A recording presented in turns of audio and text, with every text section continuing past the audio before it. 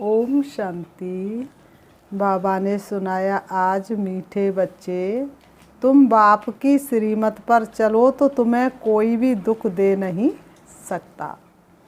दुख तकलीफ देने वाला रावण है जो तुम्हारे राज्य में होता नहीं। प्रश्न है, इस ज्ञान यज्ञ में तुम बच्चे कौन सी आहुति देते हो? उत्तर, इस ज्ञान यज्ञ में तुम कोई तिल जौ की आहुति नहीं देते हैं। दुनिया में तो लोग यज्ञ रचते हैं तो अग्नि जलाते हैं और उसमें तिल जौ डालते जाएंगे और देवताओं का नाम सिमरण करते जाएंगे और कहते जाएंगे स्वाहा। लेकिन अपने विकारों को, बुराइयों को स्वाहा कभी करते नहीं, तो उनको स्वाहा करने से कोई प्राप्ति थोड़ी नहीं होती है। इसमें तुम्हें देह सहित जो कुछ भी है वह सब आहुति देनी है, अर्थात बुद्धि से सब भुला देना है। इस यज्ञ की संभाल पवित्र रहने वाले ब्राह्मण ही कर सकते हैं। जो पवित्र ब्राह्मण बनते वही फिर ब्राह्मण सो देवता बनते हैं। प्रभु ने ब्रह्मा मुख से यही कहा, सबसे बड़ी पूंजी है पवित्रता, पवित्रता नहीं तो कुछ नहीं। गीत है, तुम्हें पाके हमने जहाँ पा लिया और जमी तो जमी क्या आसमां पा लिया। ओम शांति। बच्चे आए हैं बाप के पास। बच्चे जरूर आएंगी तब जब बाप को पहचान कर बाप कहेंगे, नहीं तो आ ही नहीं सकते। बच्चे जानते हम जाते हैं निराकारी बेहद बाप के पास। उनका नाम शिव बाबा है। उनको अपना शरीर नहीं है, शिव बाबा को अपना शरीर नहीं है। उनका कोई भी दुश्मन बन नहीं सकता।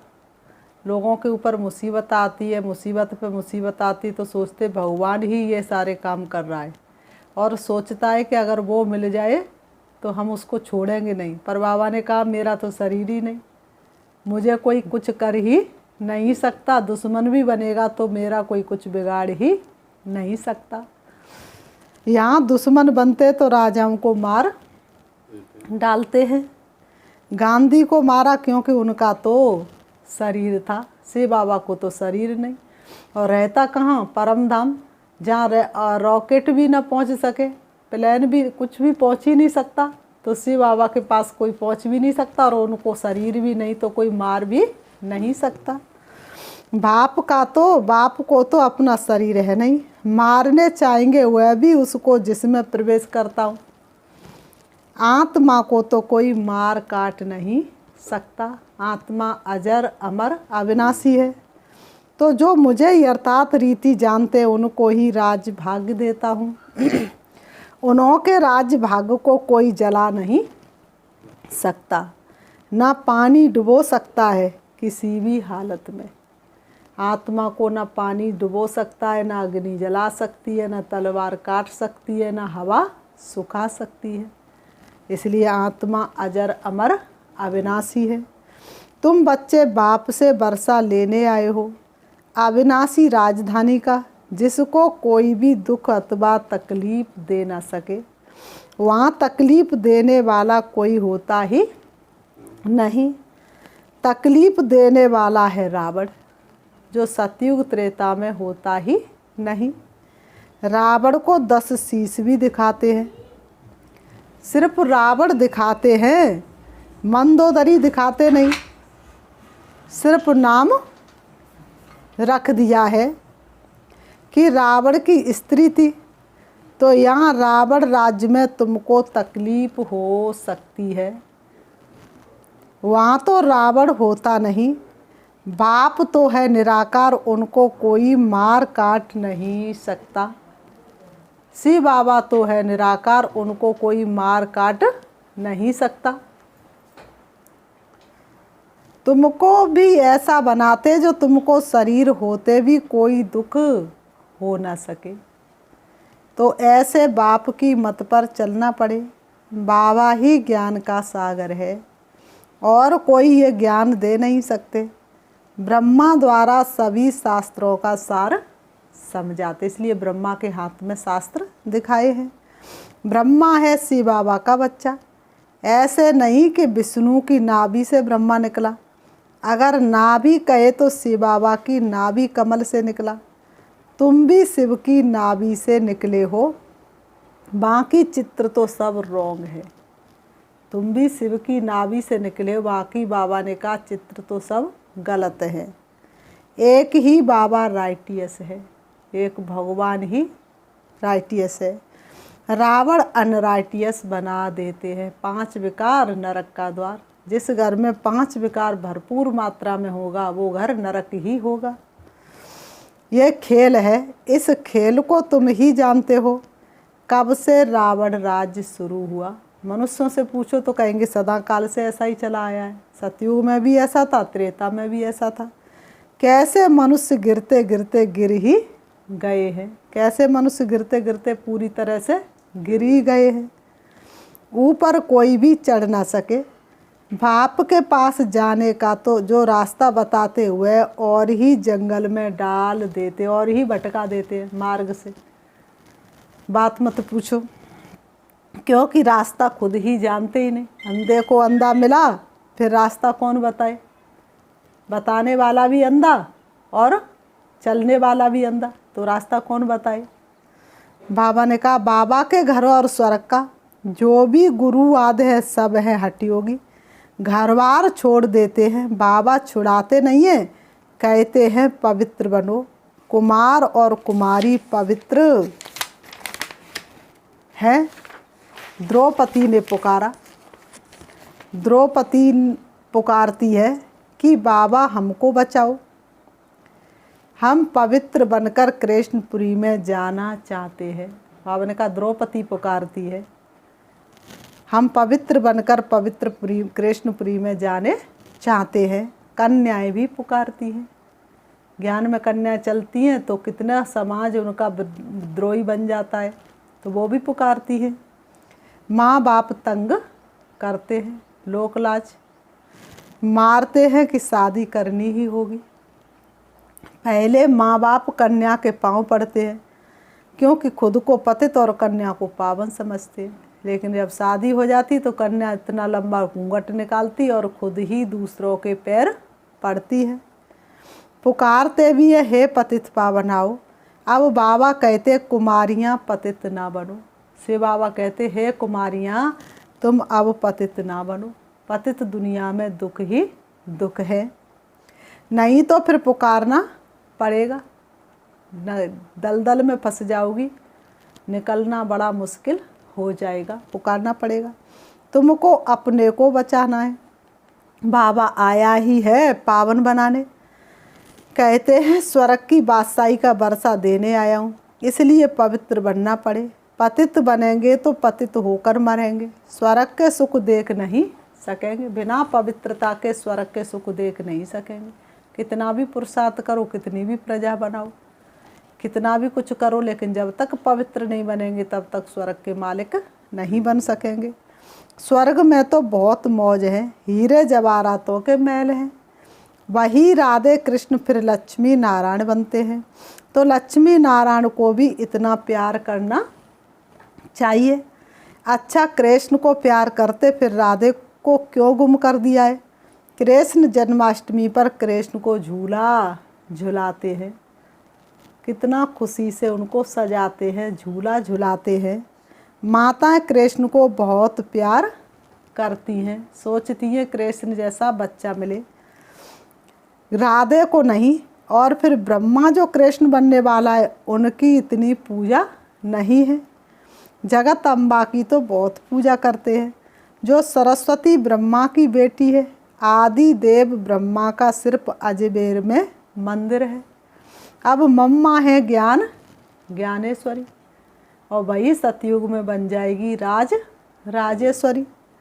तुम जानते हो वह ब्राह्मणी है, वह कोई स्वर्ग की आदि देवी नहीं है, ना कोई 8 भुजाएं हैं। दिखाते दुर्गे के 8 भुजाएं, तो 8 भुजा वाला व्यक्ति ना तो पहले कोई था और ना कोई आज है। लेकिन 8 भुजाएं अर्थात अष्ट शक्तियाँ। कौन सी अष्ट शक्तियाँ ये किसी को पता ही नहीं। मंदिर में 8 भुजाएं दिखाई हैं। बाप कहते माया के राज्य में झूठ ही झूठ है, हर चीज़ झूठ ही झूठ है। इसलिए कहते झूठी माया झूठी काया झूठा सब संसार। एक बाप ही सत्य है जो सच बताते हैं। मनुष्य से देवता बनाने के लिए उस जिस्मानी ब्राह्मणों द्वारा तो तुम कथाएं आदि सुनते सुनते इस हालत में पहुंच गए हो। अब मौत सामने खड़ा है।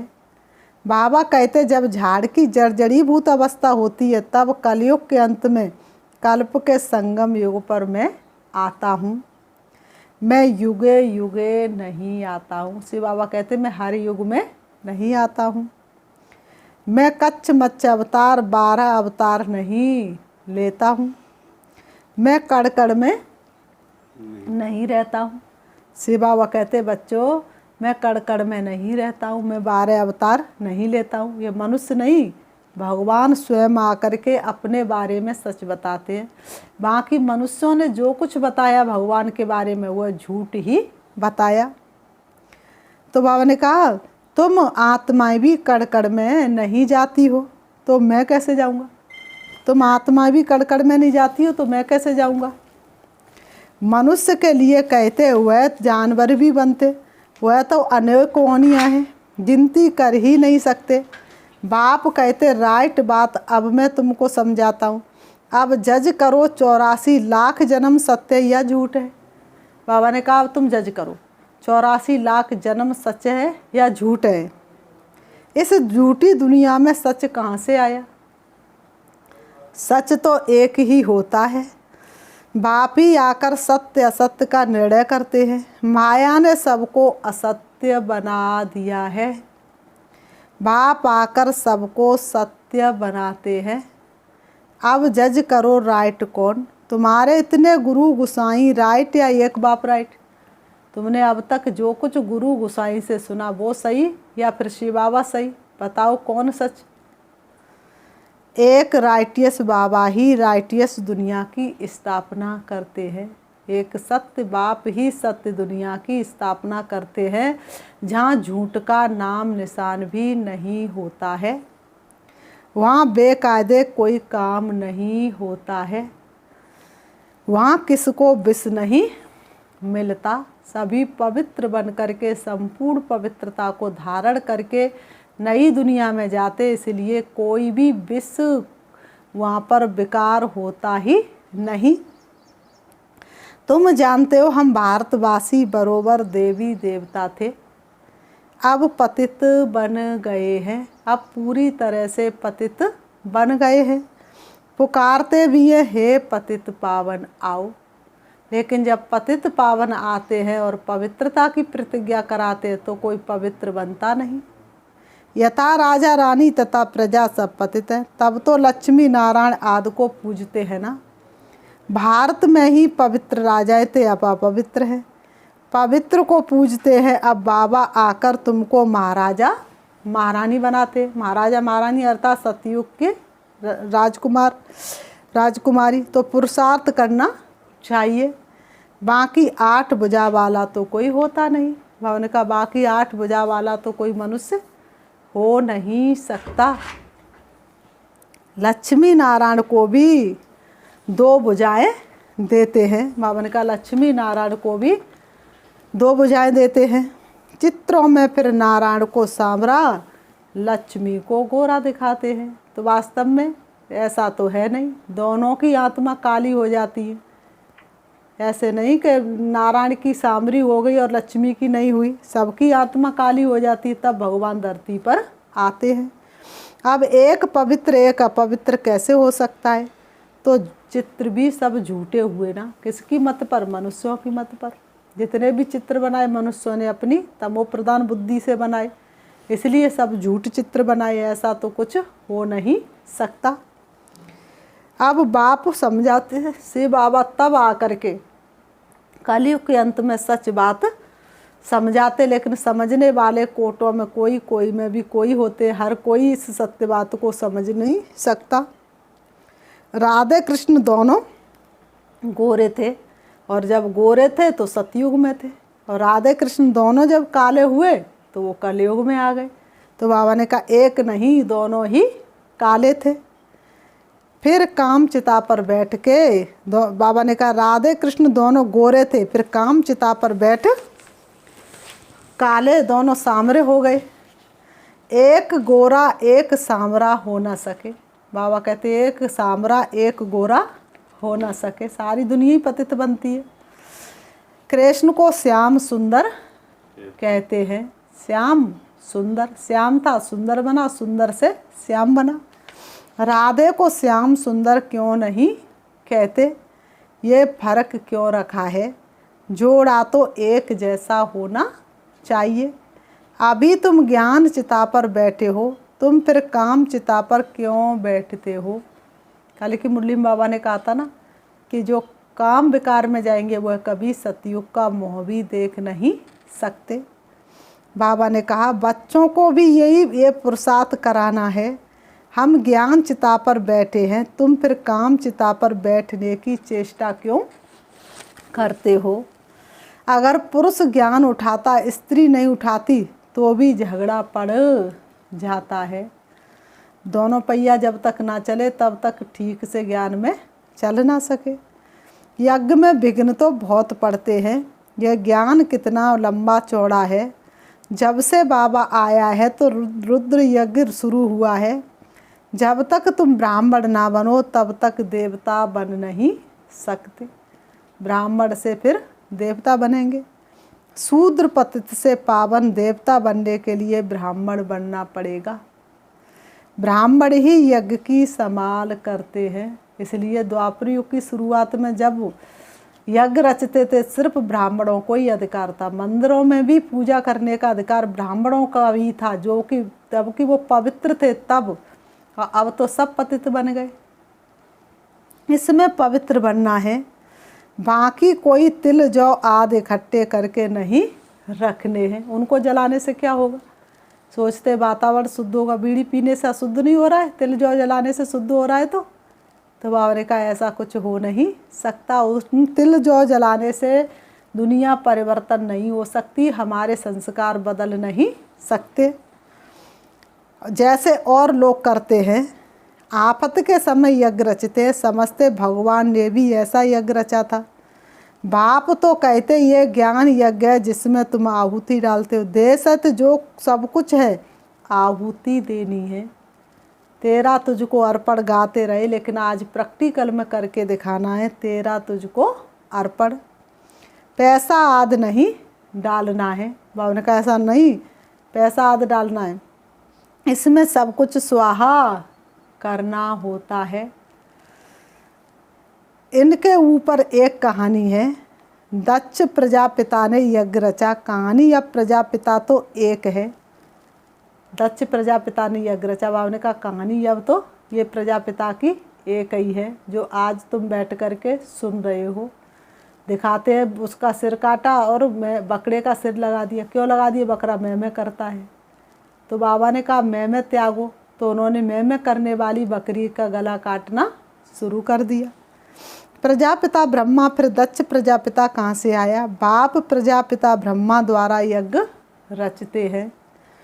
तुम सबो ब्राह्मण हो। ब्राह्मण वही जो नित्य प्रत्य ज्ञान स्नान करे, ब्राह्मण वही जो ब्रह्म मुहूर्त में उठे, ब्राह्मण वही जो पवित्र का भोजन करे, शुद्ध भोजन करे। तो ये ब्राह्मण की निशानी है। तुमको मिलता है दादे का वर्षा। तुम कहते ही हो हम शिव बाबा के पास आए हैं थ्रू ब्रह्मा। हम ब्रह्मा के थ्रू शिव बाबा के पास आए हैं।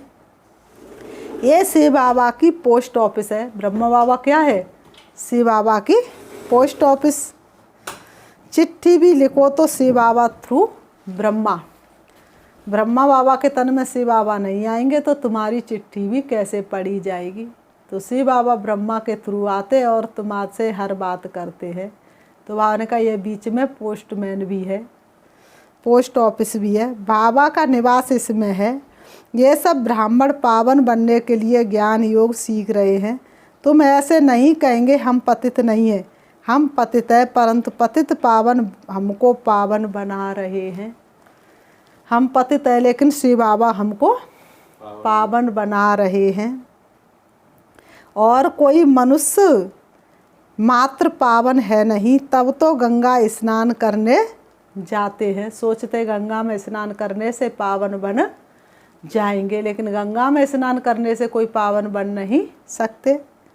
उनकी श्रीमत है बच्चे, तुम मुझे एक के साथ अपना बुद्धियोग जोड़ो, जज करो, चाहे उन गुरुओं के पास जाओ, चाहे मेरी मत पर चलो। तुम्हारा तो एक ही बाप टीचर सतगुरु है, एक ही बाप के साथ सारे संबंध हैं। बाप भी है, टीचर भी है, सतगुरु भी है।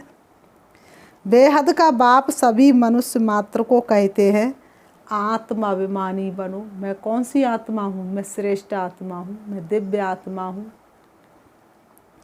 देवताएं आत्माभिमानी होते हैं, यहाँ तो यह ज्ञान किसी में है नहीं। बाबा ने कहा यहाँ तो ना आत्मा का ज्ञान ना परमात्मा का ज्ञान है, इसलिए तो आपस में लड़ते झगड़ते रहते हैं। सन्यासी तो कह देते हैं आत्मा सो परमात्मा कैसे हो जाएगा? तो फिर कितने परमात्मा दुनिया में? जितनी आत्मा उतने ही परमात्मा। आत्मा ब्रह्म तत्व में लीन हो जाती है। ऐसी बात है, सुनते सुनते तुम कितने दुखी पतित बन पड़े हो। भ्रष्टाचारी पतित उनको कहा जाता है जो विकार से पैदा होते हैं। जिनका जन्म विकार से होता है उनको भ्रष्टाचारी पतित कहा जाता है। वह रावण राज्य में भ्रष्टाचारी काम ही करते, फिर गुलगुल बनाने के लिए बाप को ही आना पड़ता है। भारत में ही आते हैं, बाप कहते तुमको ज्ञान और योग सिखलाता हूँ। 5000 वर्ष पहले भी ये तुमको सिखलाकर स्वर्ग का मालिक बनाया था। 5000 वर्ष पहले सृष्टि जब इसी तरह से तमो प्रधान हो गई थी, तब शिव बाबा ने राजयोग सिखला करके फिर स्वर्ग का मालिक बनाया था। फिर से बनाता हूँ, फिर तुम ऐसे कैसे हो गए? शिव बाबा फिर से बना रहा है। कल्प कल्प में आता ही रहता हूँ, इसकी न आदि है न अंत है। चक्र चलता ही रहता है, किसके लिए रुका है, किसके लिए रुकेगा, करना है जो भी कर ले, ये वक्त जा रहा है। पानी का बुदबुदा है इंसान की जिंदगानी, पल भर का साथ ले ले, ये वक्त जा रहा है। प्रलय की तो बात नहीं, तुम बच्चे इस समय इन अविनाशी ज्ञान रत्नों से झोली भरते हो। शिव बाबा को कहते बम बम महादेव, शिव बाबा को कहते बम बम महादेव, लेकिन इसका वास्तविक अर्थ कोई समझते नहीं। बम बम अर्थात शंख ध्वनि कर हमारी झोली भर दो। तो वो कौन सा शंख दिखा देते? स्थूल वाला शंख, पर वास्तव में शिव ने कोई स्थूल शंख नहीं बजाया। तुम्हारे मुख रूपी शंख को बजवा करके चारों तरफ आवाज़ फैलाई और बुद्धि रूपी झोली को भरा। नॉलेज बुद्धि में रहती है ना, आत्मा में ही संस्कार है। आत्मा ही पढ़कर इंजीनियर बैरिस्टर आदि बनती है। अभी तुम आत्मा क्या बनेगी? कहते बाबा से वर्षा लेकर लक्ष्मी नारायण बनेंगे। कोई नहीं कहेगा कि हम राम सीता बनेंगे, कहेंगे बाबा आपसे वर्षा लेकर के और हम लक्ष्मी नारायण बनेंगे। कुछ भी हो जाए लक्ष्मी नारायण बन करके ही दिखाएंगे। आत्मा पुनर्जन्म तो जरूर लेती है। पुनर्जन्म ना ले तो इतनी भीड़ कैसे हो? तो आत्मा पुनर्जन्म तो जरूर लेती है, आत्मा का पुनर्जन्म तो जरूर होता है। बाबा ने कहा ये सारी समझने की बातें हैं, ये इतनी मीठी मीठी सारी समझने की बातें हैं जो बाप बैठ करके समझाते हैं। तो बाबा ने कहा कोई को सिर्फ ये 2 अक्षर कान में डालो। बाबा कहते कोई को 2 अक्षर कान में डालो, तुम आत्मा हो, शिव बाबा को याद करो तो स्वर्ग की बादशाही मिलेगी। कितना सहज है। एक ही बाप सत्य बताते, सबको सदगति देते, बाकी सब झूठ बताकर दुर्गति ही करेंगे। यह शास्त्र आदि भी सब बाद में बने हैं। भारत का शास्त्र एक ही गीता है, कहते परंपरा से ये चले आए हैं, परंतु कब से समझते हैं? सृष्टि को लाखों वर्ष हुए। अच्छा तुम बच्चे बाबा के लिए अंगूर ले आते हो, तुम ही लाते हो और तुम ही खाते हो। मैं नहीं खाता हूँ, मैं तो अभोक्ता हूँ। सतयुग में भी तुम्हारे लिए महल बनाते हैं, यहाँ भी तुमको नए महल में रखता हूँ। हम तो पुराने में ही रहते हैं। ये वंडरफुल बाबा है, ये बाप भी है तो मेहमान भी है। बॉम्बे में जाए तो मेहमान कहेंगे ना, यूँ तो ये बहुत बड़ा सारी दुनिया का मेहमान है। इनको आने और जाने में देर नहीं लगती है। मेहमान भी वंडरफुल है। दूर देश के रहने वाले आए देश पराए में, तो मेहमान हुआ ना। आते हैं तुमको गुलगुल फूल बनाए वर्षा देने, कौड़ी से हीरे जैसा बनाने। फिर बाबा ने कहा अच्छा मीठे मीठे सिकी लते बच्चों प्रति माता पिता, बाप दादा का याद प्यार और गुड मॉर्निंग। रूहानी बाप की रूहानी बच्चों को नमस्ते। हम रूहानी बच्चों की रूहानी बाप दादा को याद प्यार और नमस्ते नमस्ते नमस्ते। धाड़ा के लिए मुख्य सार नंबर 1, अविनाशी ज्ञान रत्नों की धारणा कर शंख ध्वनि करनी है। सबको ये ज्ञान रत्न देने हैं। नंबर 2, सत्य और असत्य को समझकर सत्य मत पर चलना है। कोई भी बेकायदे कर्म नहीं करना है। वरदान, बुद्धि को बिजी रखने की विधि द्वारा व्यर्थ को समाप्त करने वाले सदा समर्थ भव। स्पष्टीकरण, सदा समर्थ अर्थात शक्तिशाली वही बनता है जो बुद्धि को बिजी रखने की विधि को अपनाता है। व्यर्थ को समाप्त कर समर्थ बनने का सहज साधन ही है सदा बिजी रहना। इसलिए रोज़ सवेरे जैसे स्थूल दिनचर्या बनाते हो, ऐसे अपनी बुद्धि को बिजी रखने का टाइम टेबल बनाओ कि इस समय बुद्धि में इस समर्थ संकल्प से व्यर्थ को ख़त्म करेंगे। बिजी रहेंगे तो माया दूर से ही वापस चली जाएगी। स्लोगन, दुखों की दुनिया को भूलना है तो परमात्मा प्यार में सदा खोए रहो। अच्छा, ओम शांति।